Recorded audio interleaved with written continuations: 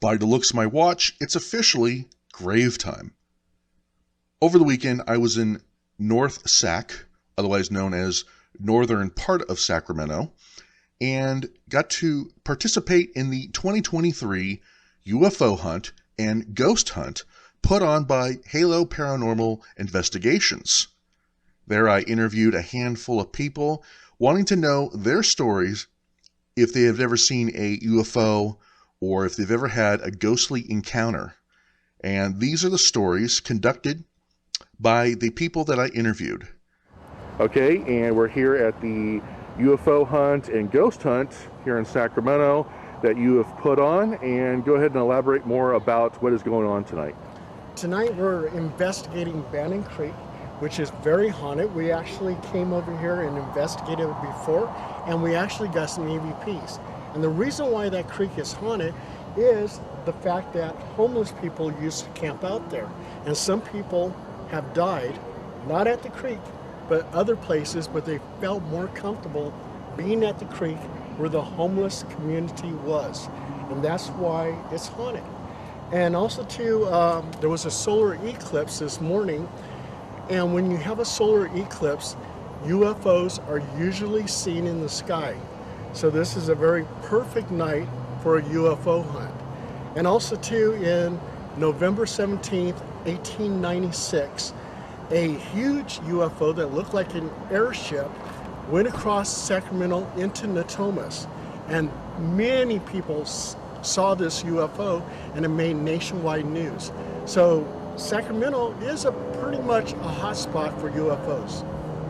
Now, on the topic of UFOs, I'm old-fashioned, so I still like to say UFOs, but I know lately, with our government now getting involved with this particular subject, they like to use the term UAP, which is unidentified phenomenon, or aerial phenomena, yeah, and or anomalous phenomena. Okay, so in those two forms of, describing this topic, which one do you prefer? Do you prefer UFO or do you prefer UAP? Which one do you prefer to use in conversations, or not that, I guess it really, I'm just kind of interested because it's, it's the cool word. It's the trendy term to say UAP now, not UFO. Right. I actually use both. Okay. And I do believe of unidentified anomalous phenomenon or unidentified aerial phenomenon, because there's things in the sky that just can't be explained. Okay. Now, on the topic of ghost hunting, besides the well, there was an investigation that happened here at the creek. Could you tell a little bit about anything that was revealed, EVPs, or just whatever you know of the investigation tonight? There was no females in the investigation. We all had males, but yet we got a female voice at the creek, and I can't recall exactly what the EVP said, but it was basically saying, "What are you doing here?"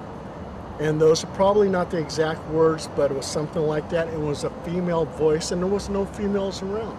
So that was a very clear EVP, and something like that I can deem as paranormal. And as for the UFOs, I was in military intelligence. I was a 97 Bravo intelligence analyst with the Photo Interpretation Center in Korea. I know for a fact that the government, military intelligence, was investigating UFOs because 6 photographs came in. Those 6 photographs came from our reconnaissance aircraft and reconnaissance satellites. And it depicted different type of UFOs, from cigar shape, triangular shape, globe shape, boomerang shape, something that looked like ball lightning. And they depicted these pictures, each picture depicted a video. And on the back of each photograph it said intelligent movement. So I knew right there that military intelligence was still investigating UFOs, even though that Project Blue Book closed down in 1969. All right, on the topic of extraterrestrials, do you think that they're human? Do you think that they're a spirit? Do you think that they're a creature or something from another dimension? What is your interpretation of? 3 types. Okay. You have time travelers, could be us in the future, because there was a UFO at Rendlesham that indicated that they came from the year 800 something. Interdimensional. I believe that there's a multiverse.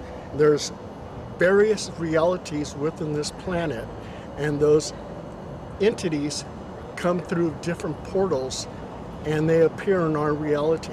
And also too, I believe that they're actually extraterrestrial and they come from the heavens, because even like in the Bible it says that the angels come from the heavens and the heavens are above. That makes them extraterrestrial. Okay. And just to wrap it up here, go ahead and just talk a little bit about HPI, and just plug your amazing paranormal team. Okay, I got Halo Paranormal Investigations. I'm a co-founder. Wishfire is the other co-founder, and she's our psychic medium. We've been doing this since 2006, but I've been interested in UFOs, demons, ghosts, cryptids, ever since I was a little boy, because I experienced the paranormal as a child. And we've been investigating. We've been on 2,500 investigations. I've been to Area 51, Skinwalker Ranch. We investigated Natalie Holloway in Aruba, and we continue on. And how can people reach you, by the way? I am simply found easily. You can Google my name, Paul Dale Roberts. And if you're looking for my books, Paul Dale Roberts Books, and you'll see a series of my books. I have 73 books out there. Cool. I'm not trying to brag, but hey, they're there. And we'll make sure that we have all your information down below in the description so that people can get a hold of you and check out some of your books and everything that you've been a part of. Fantastic. And if you're in the greater Sacramento area, my telephone number is 916-203-7503, and that's Paranormal Hotline. Awesome. Thank you so much, Paul, for everything. I appreciate it. Okay, thank you. Okay. And what brings you out to the UFO hunt? I was out here invited by my wife and a couple of others, and I thought it would be a great idea to come out and see what we could find. Sweet. So have you ever seen a UFO or UAP?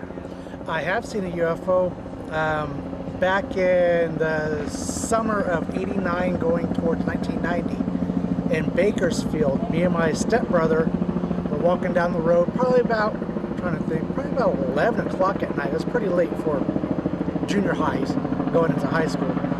And we looked up and we saw what looked similar to a huge garbage can flying pretty much above us.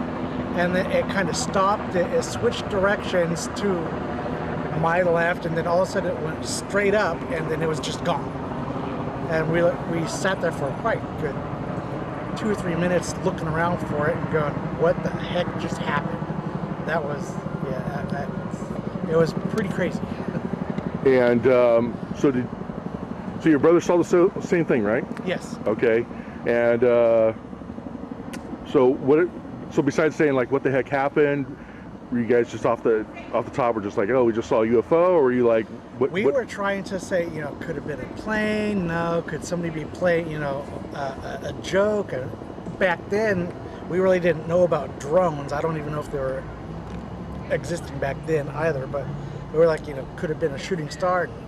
It couldn't have been a shooting star. It was all kinds of directions. So we eventually came to the conclusion it had to have been a UFO. Okay. Is this the only one that you've ever seen before? One that I can almost say positively, yeah, that's a UFO. But I've seen other things that, well, maybe not. So, but other strange things in the sky that you couldn't really identify, but maybe you couldn't say it was definitely an unidentified flying object? Say it's unidentified. Okay. Okay, cool. Is there anything else you'd like to share or say about the event, or just anything about the particular subject going on tonight? Overall, I think this has been a really great night. We're able to bring our daughter out to help. Actually, we kind of got together with a couple of mediums, and we helped take a spirit back onto the other side. Okay. And we caught some possibly some EVPs and some SLS camera footage. Oh, nice. I still got to go through, but yeah, this has been a really fun night so far. Now, is that type of stuff, the paranormal side of things, is that something that you and your family do outside of like an event like this, or? We love to try to. This is the first, like, I guess you can call it big event. Okay. Big for us, anyways. That we've done. We've gone to Placerville to the Cherie house, and we spent the night there, and we did an investigation there, and of course the cars. Yeah, it's always and noise. then and we've gone to graveyards, and my wife is more into the scrying and stuff like that. Okay. And we've gotten a bunch of evidence there, and Dyer Lane. Oh yeah. Wherever you think we have a feeling, we'll just stop and we'll do something. Okay. So out of all the places you've been to, what place would you say is probably the most haunted location? The Roseville Cemetery so far. Interesting. Okay. Oh yeah. Yeah, we've long ago when I used to do security, I've seen several spirits there, and one of them actually scared my supervisor enough to send her off to a next post to do a post check. Wow. So this spirit that you saw, was it, did you see it in like a orb form? Did you see it in how describe for myself and anyone else watching? I've seen a couple of them. One of them was a little bit taller guy, I'd probably say about 6'2"-ish. You can see him cross the grounds, but he's walking straight through monuments and gravestones and stuff like that, and he just kind of faded off into the night. That's the one that scared my supervisor. And like I said, she ended up saying, "Yeah, I got post checks to do. I'm out." And then I've seen what they call a lady in white. Okay. Right by the office at the Roseville Cemetery. You see her glow nice and bright, going towards like a street light that's by the office. Okay. Once she hits the street light, she's gone. And when you go past the street light, more into the darkness, she comes back, and then she just kind of fades off after that. So back to the ghostly image that you saw that walked through. It was you or someone else that saw it walk through the different tombstones and monuments? It was both me and the supervisor. Okay, so was this thing more? Did it look like you could tell it was a man? Oh yeah, it was a man, kind of like a formal style tuxedo. Okay. I would probably place it more towards the early 20th century. Okay. Early 1900s, possibly. Now, for myself and anyone that's going to watch this video, to better understand exactly how you saw this individual, did they look like you and I? Were they transparent, or were they, was it a physical form? It was a physical form, and it looked just like us, but you couldn't necessarily tell each individual things. You couldn't see eyes. You couldn't features. But All you right. can see it was a male. It was how would like I say, you could see clothing. You can see that it had a face, but not necessarily specific features. And as it's walking along, you could it just walked right through monuments. Wow. And it wasn't like it was going in front of or behind, because we're only probably maybe 20-30 feet, and we can see if somebody was going up and front or back, and it just wasn't. It was going right through them. Wow, that's incredible. Welcome. And what brings you out to the UFO/ghost hunt? I've known Paul for almost a year now, and I saw the opportunity to do an overnight thing and for ghost/UFO hunting, and I've never done UFO hunting before, and I thought it would be a really fun experience, so here I am. Cool. Do you believe in UFOs or extraterrestrials? And you do? I do. My daughter actually has the alien blood type. Okay. Can you explain what the alien blood type is? So there's our blood type, and then there's the RH factor. And the RH factor is what helps determine whether or not a blood transfusion or an organ transfusion is more likely to be rejected or accepted by the body. So she has, and I might get this backwards, she has O positive RH positive blood, which is scientifically impossible to explain. I might have that backwards. You might want to research it. But there's her blood type and her RH type are scientifically impossible to explain. Okay.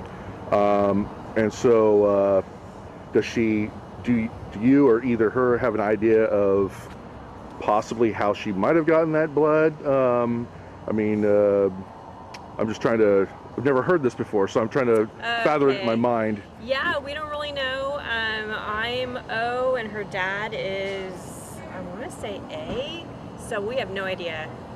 Okay. We have no idea. So, when it comes to the topic of extraterrestrials, do you think that they're human beings? Do you think they're creatures? Do you think they're from something from outer space? Or do you think that they're possibly a spirit? I do think they're real. I don't think they're humans. I think that we are humans. I think that they are another species altogether. Okay. I think that they think the humans are a whole other species, and that's their reality. But I do feel like they have very similar things to us, except with different experiences and different technologies and different circumstances. Okay. So now on the topic of ghost hunting, since that's part of the event tonight, you were partaking in a little bit of an investigation along the creek side here, and I was wondering if you could go ahead and share with me what took place. So there were a few things that happened. There was one section by a tree that was set up to be a memorial for somebody's mom that passed, and we were able to ask the spirit questions, and one of us had a pendulum and a pendulum board, and we were able to get a message that when we came back here, everything made sense, everything was able to be put together. Basically, she was telling us a little bit about her story and about what happened to her. And then there was another situation over there where we came across the spirit of some Native Americans. And actually, I'm glad that you have me here, because they were very not unhappy with our presence per se, but just unhappy with the human race, how it's become. It's just disrespectful and messy and littering and trashing and not caring. So we promised that if they kept us safe during the rest of our hunt, that we would share the message that, you know, they're not happy with the way that we're treating the earth. Did they specify by any chance what tribe they were affiliated with? They did not. They did not. Okay, that's just what the message was. Right. Okay. Right. And the pendulum board that you were speaking of, what exactly is that? It was a piece of paper that, it's kind of like a Ouija board, and it had all the letters of the alphabet, and the pendulum would go towards whatever letter the spirit was trying to spell out. Okay. And is that a typical form of communication that you prefer to use in investigations? Yes. Okay. And I'm not really familiar with it. Can you explain to me more of the history behind that? Yeah, I don't really know what the history is. I can do a quick demonstration if you Okay. have a minute. Sure, let's do it. So I didn't bring a pendulum with me, but I can use my necklace. So Okay. if you ask it a yes or no question, like, okay, look, is my name Cherie? See how it's kind of going yes? Okay, yeah. Is my name Donna? See, now it's going no. And so that's how you communicate with the spirits, Okay. by asking yes or no questions and trying to get information. Okay. So on the topic of ghost hunting once again, how long have you been doing that type of thing? I've actually been doing it for less than a year. Okay. Paul is a friend of my best friend. He actually performed her exorcism a few years ago. Oh, wow. So she introduced me to him, and he's a great guy. I'm really glad that I have him in my life. And I don't go to any of the assignments that deal with demons or anything evil. I only go to the ones like this where it's relatively safe and we're just trying to get information. Okay. So, do you have like a weighing scale when it comes to the paranormal? Do you look at something like there's something that's malicious or malevolent, and then you have something that's like Casper the Friendly Ghost? I mean, is there like is there a different level of, you know, paranormal investigating? I think the main thing is to find out if they are stuck here. Okay. And most of the time they're angry because they're stuck here. We met a spirit on our route tonight who was upset because she was stuck here, and we helped her cross over. That's really all they want, is to be able to cross over. In my opinion, Paul knows way more about this than I do, but in my opinion, in my experience, the ones that are angry and haunt people and are just troublesome are the ones that aren't able to move on. Okay. And why is there a reason why they can't move on? Did they just die and they didn't know that they died and now they've come to a reality they have, or did they not, like, I don't know, Sometimes that's the case. Sometimes they don't know that they're dead. Okay. And so they're frustrated and they're angry because they're stuck where they are and they don't know why. So they're making everybody else's life a living hell because they can, and that's all that they have to do with their day. Other times they were killed under really horrific circumstances and they're angry, or they themselves are haunted, so they're not able to be open to moving on, or they don't think they're worthy. Oh, interesting. Okay. Yeah.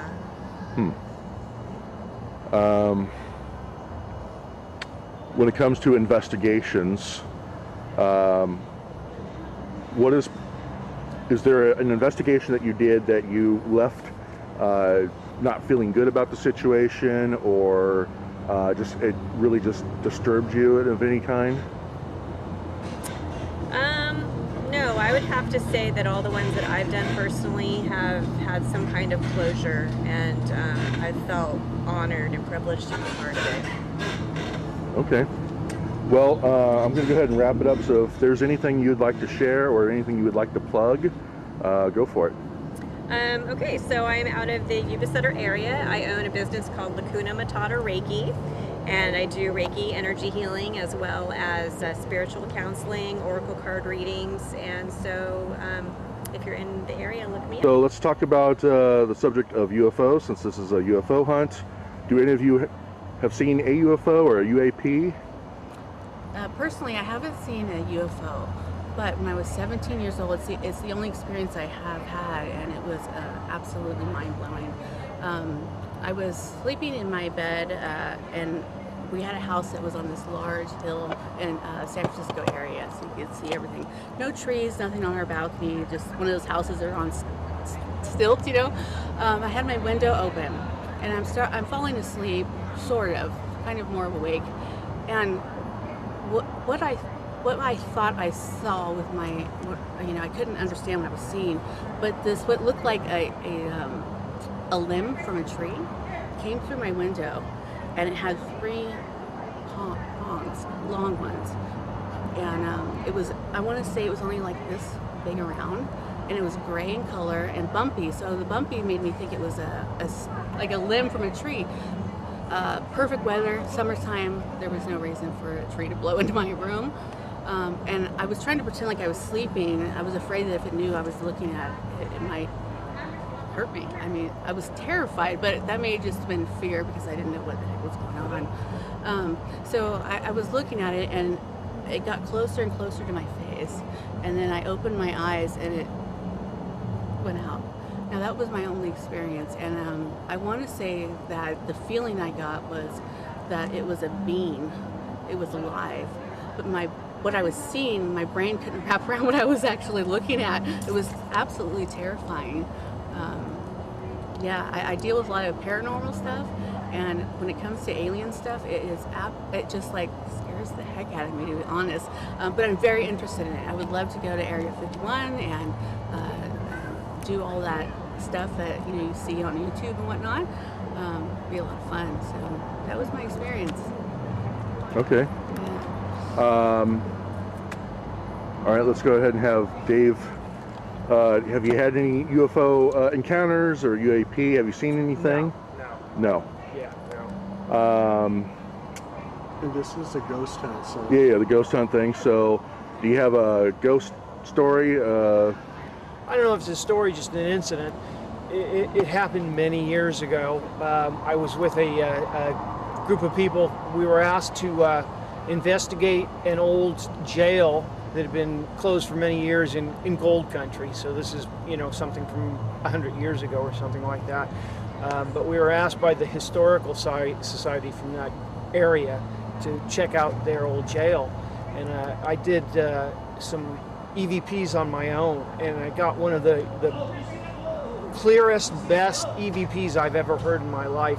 And it was clear as day, as if someone was just in the room with you. And it said, "Help me." And I consider myself very much a skeptic. I'm open. I'm not closed off, but I'm a skeptic to everything. But that's the one EVP that I've heard that, keeps me open.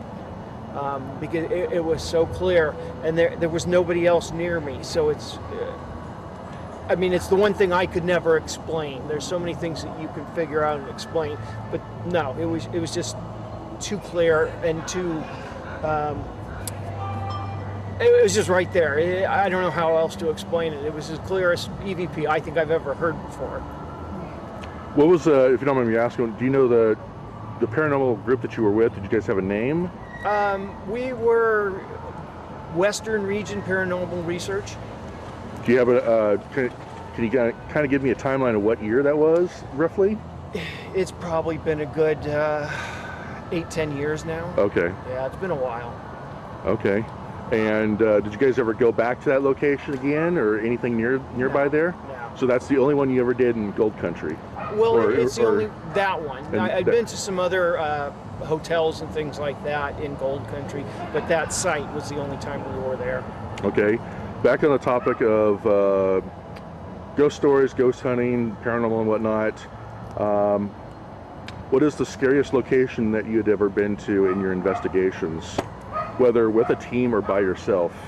Scariest locations. I've been to a lot of locations, but I've never really been scared. Okay. I've been to some places that, the old Washoe Club, people Okay. talk about it in hushed tones. Oh my God, it's so haunted. And when I was there, it just didn't seem like that much happened. And then you go to some places where, whatever, it's just this place. And then, people seem to get a lot more than they expected. So it's hard to tell when you go to a place, it's almost better just to keep an open mind and not go in with preconceived notions of what you're going to get, because a lot of times you're surprised at what you get. Okay. So besides using a recording device to catch EVPs, is there any other devices that you use to catch some form of evidence? I've used cameras and video, EMF meters, the basic stuff. I try not to get too technical because, most of everything we use is an EMF meter of some sort or another. It's all measuring the same thing, whether they call it this or they call it that. It's EMF basically. Okay. Now, just one more question when it comes to the topic of ghost stories or just paranormal in general. Do you have like a weighing scale of how you would label an investigation? Would you consider it like an encounter where it's like Casper the Friendly Ghost type of situation, or something that's more like demonic? Do you have like a weighing scale? I don't really have any experience with demonic.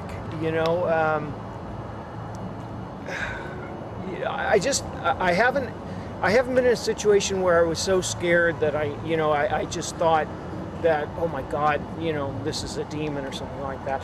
I'm not even sure. As I said, I'm open. I just haven't experienced that yet. Okay. So I've never been crazy scared at an investigation. Okay. All right. Well, let's. Do you happen to have any interesting, spooky stories? I have so many that as you guys were talking, I was thinking, which one should I? So for me, it started about the age of 5. And of course, as I was younger and as I grew up, it started to kind of slow down about age 11, 12. And when I saw spirits at that age, I thought everyone saw them walking around. I would see people walking around, and the thing is that, like, if I was at a playground, they would always be by themselves. It's usually adults, what I would see, and there was something different. And I remember that as a child, there was something different about them. And when I was a kid, you didn't talk about that stuff. You were considered crazy. And so I was a different kind of kid. Like I had funerals for my animals, my stuffed animals, not animals, but stuffed animals. And I was constantly talking with the dead. And I had my first really scary experience is when something came to my bedroom window. I was a child, and he kept trying to get me to open it, and I was scared. So I yelled for my mom. I got out of my bed and opened the door, and my bedroom faced the back of our couch when I walked into the living room, and I dropped to the floor because in the dark there was several people partying in the dark. We're talking people that were wearing flapper dresses, men were wearing suits and ties, brown color, everyone having a good time, long cigarettes, and I was so scared as a child that I actually was crawling and urinating all the way to my parents' room. Ooh. It was so terrifying because who are all these people in my house? And I like that thing I was saying, that there's something different. I haven't experienced that kind of stuff as an adult, and I think that our minds are so open and so we're so close to being born that we see those things. Some of us see it more, or maybe we think it's imagination, or a lot of our parents will say it's your imagination. But that kept going as into preteen, and I've had an experience that I really don't know many I could tell you, but as an adult, when I became a paranormal investigator, and I started opening up again to this stuff. Out of 5 years, I've had 2 scary experiences doing this, and the first one was in Murphy's, California. We stayed at the hotel there during COVID, and we got the whole place to ourselves. And they let us go into all the rooms. It was amazing, right? But we were still kind of amateurs with all of our equipment and stuff. We have a lot of scientific kind of equipment, and I went into the share bathroom, and I had all my equipment behind me, and I couldn't get out. So I thought it was like a simple mechanism to the lock, and I was thinking, I just can't figure this out, right? Because it was like a really old building. And I was telling the audience who was on live stream, just give me a minute, guys, I'll figure this out. And I didn't realize at the time that all of my stuff behind me was going crazy off. All the lights, the EMFs, the REM pod, all that stuff. And I was so focused on logical, and I always go logical first, always, because especially being a YouTuber, you want your audience to see that you don't just jump to the first conclusion. Everything's a ghost, because a lot of times it's not. Yeah. It's an air conditioner or whatnot. So anyhow, it took me about 7 minutes, and I said to them on the camera, I can't figure this out, and it went click, open, about this much. And my heart almost stopped. And that's when I realized this might be spiritual. And I went to reach for it, and it closed again, and it was locked in again. Finally, it just let me open it, right? And I was scared because I thought for sure someone was standing out there, like a real man holding that door, because it was just a simple lock. No lock on the other side except for like a key lock. By the time I get out to our room, and I have it all on film, I was in tears because it took so long, and it was like panic. I was in total panic. And my husband, he was like pissed, he's like, he didn't like that someone was scaring me and putting me in tears because I'm not a sensitive person, like crying sensitive.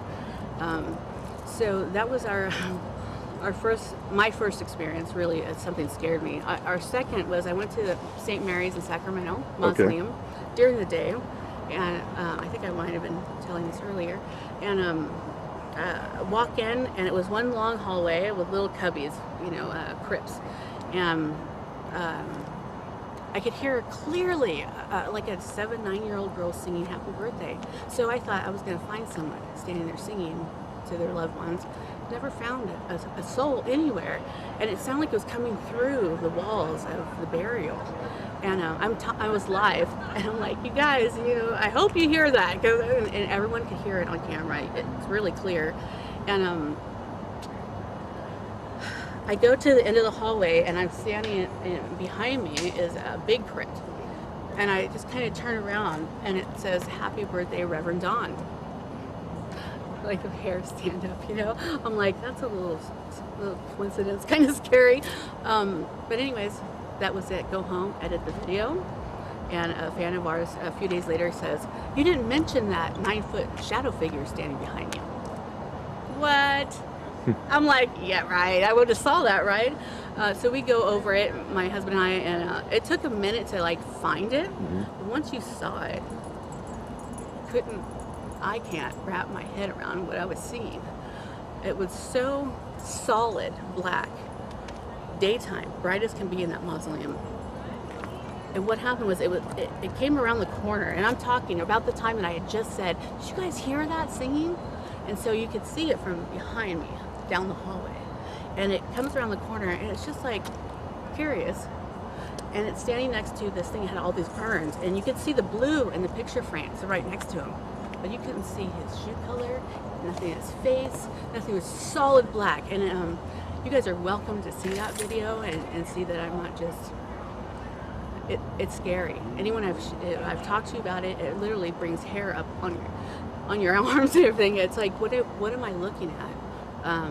Pretty amazing. That's as an adult, that was definitely the most intense experience. And to this day, this happened about 3 years ago, when I watch that video, every time it gives me chills, and I'm like, what the heck am I seeing?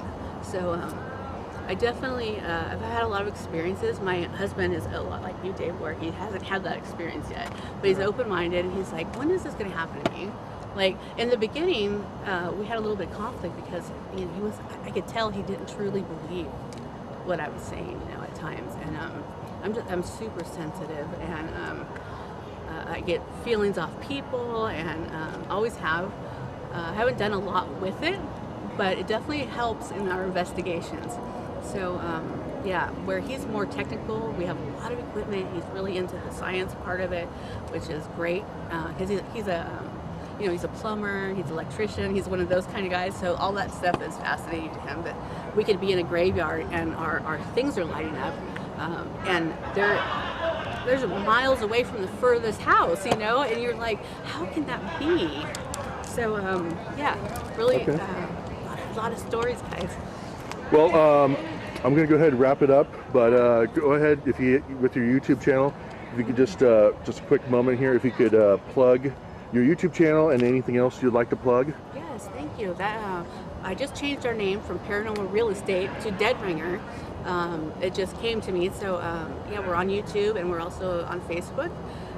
Very active on Facebook. Have a lot of people there, so I'm more active there. But yeah, check us out. Now you go ahead and go first, and tell us why you're here, or if you have a story to tell. I don't have a story to tell. Okay, all right, no worries. I have one. I recently lost my brother, and when I did, I felt some kind of energy come through my head all the way down to my feet. And when that happened, when it stopped, the buzz was down on my feet, but I felt happy and I felt sad emotions. That was the last experience I had with the paranormal. Okay. So I've had numerous experiences. I'm a clairvoyant medium. The last house we lived in downtown San Jose was extremely haunted. We moved in there, and within the first week, I was seeing shadow figures coming through the doorways. The curtains would move in and out by themselves. We actually had a shadow man in our backyard. I would go outside to smoke on the back steps, and he would be pacing along the back fence. And this was when The Conjuring came out, and we had those weird steps like that, and I would wait, and I would wait for the claps, but didn't get any, just saw him.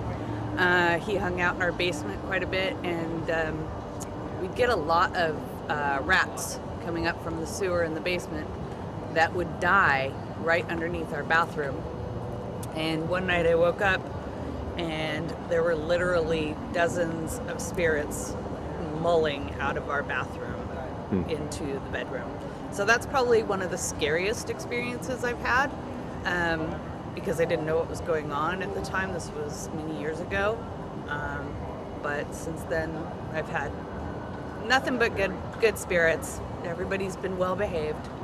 So. And do you have some form of, or what do you prefer to use in investigations or just on a casual ghost outing like this tonight? Just me. Just you? Just me. Okay.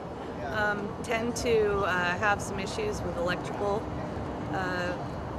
devices. Equipment, devices. So I have burned out a $400 IR camera, and so I decided it's probably best I just use me.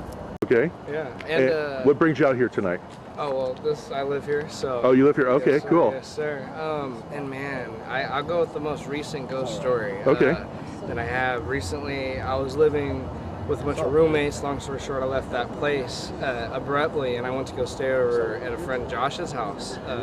And Josh and Lily, it was Lily's house, friend of mine. But long story short, I had slept on the floor next to their bed, and it was, I want to say, a weak time in my life where they say kind of spirits are more likely to mess with you, you know what I mean, type thing. I didn't know this place was haunted and or anything like that, and I've never had sleep paralysis, never had problems with sleeping, but I'll tell you this, when I was going to sleep, I kept feeling weights on my chest, you know, and I've heard that, you know, like, oh, they might be sitting or pressing down on you, so, you know, stories like that.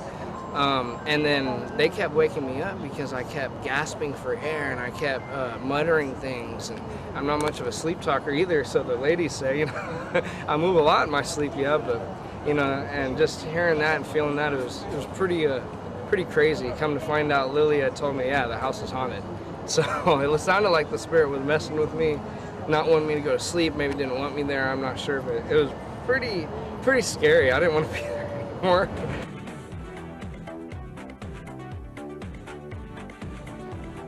This concludes this episode of Gravetime. Thank you so much to Paul Dale Roberts over at Halo Paranormal Investigations for the invite to the 2023 UFO and Ghost Hunt in Sacramento. And also thank you to the people that I got the opportunity to interview. Be sure to see everything that they were plugging.